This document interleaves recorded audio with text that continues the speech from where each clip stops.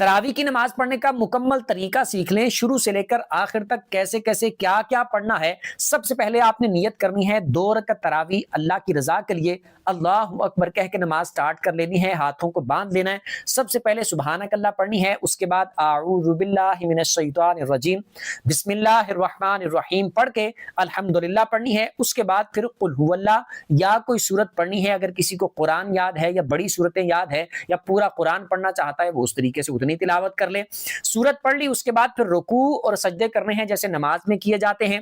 1 रकत हो गई, दूसरी के लिए खड़े होना है, स्टार्ट करना है बिस्मिल्लाह से, उसके बाद पढ़नी है अल्हम्दुलिल्लाह, फिर उसके बाद बिस्मिल्लाह पढ़ के कुल हुवल्लाह या कोई सूरत पढ़नी है, या जिस तरतीब से आप कुरान पढ़ रहे हैं उस तरीके से पढ़ लें। उसके बाद फिर रुकू और सजदे करके अत्तहियात पे बैठ जाना है। अत्तहियात पढ़ के, दुरूद पढ़ के, दुआ पढ़ के, सलाम फेर के आपने अपनी 2 रकतों को पूरा कर लेना है। उसके बाद फिर इसी तरीके से आपने 2 रकतों की नियत करनी है और 2 रकतें इसी तरीके से आपने अदा करनी है। दो दो करके इस तरीके से 20 रकत तरावी आपने अदा करनी है। हर 4 रकतें पढ़ने के बाद, यानी 2 रकतें पढ़ ली, फिर 2 रकतें पढ़ ली, 4 रकतें हो गई, तो कुछ देर बैठ के आपने वो दुआ पढ़ लेनी है जो तरावी की दुआ पढ़ी जाती है।